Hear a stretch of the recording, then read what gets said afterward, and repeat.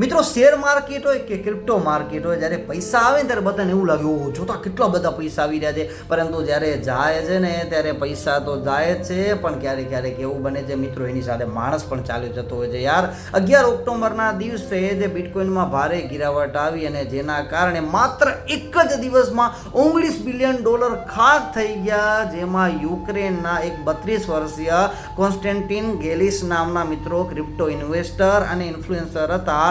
તેમણે કીવમાં પોતાની લેમ્બોર્ગિની ઉરસમાં પોતાની જ રજિસ્ટર્ડ ગનથી પોતાની ખોપડી ઉપર ગોળી મારી અને મિત્રો આત્મહત્યા કરી નાખી। મિત્રો કહેવાય છે કે એમણે જ્યારે આત્મહત્યા કરીને ત્યારે માર્કેટમાં ભારે વોલેટિલિટી ચાલી રહી હતી અને એમણે આત્મહત્યા કરી એનાથી પહેલા જ એમણે $30 મિલિયન એટલે કરીબન 250 કરોડ રૂપિયા ગુમાવી નાખ્યા હતા અને $65 મિલિયન ક્રિપ્ટો કરન્સીની મિત્રો હોલ્ડિંગ ધરાવતા હતા।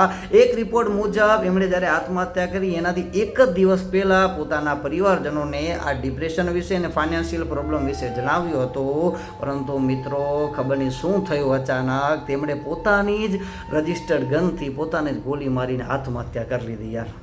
એટલે યાર જેટલું શેર માર્કેટ ઇઝી દેખાય છે એટલું ઇઝી છે નહીં મિત્રો। જો તમે આનામાં ઇન્વેસ્ટ કરતા હો ને તો સાવધાન રહેજો, સતર્ક રહેજો।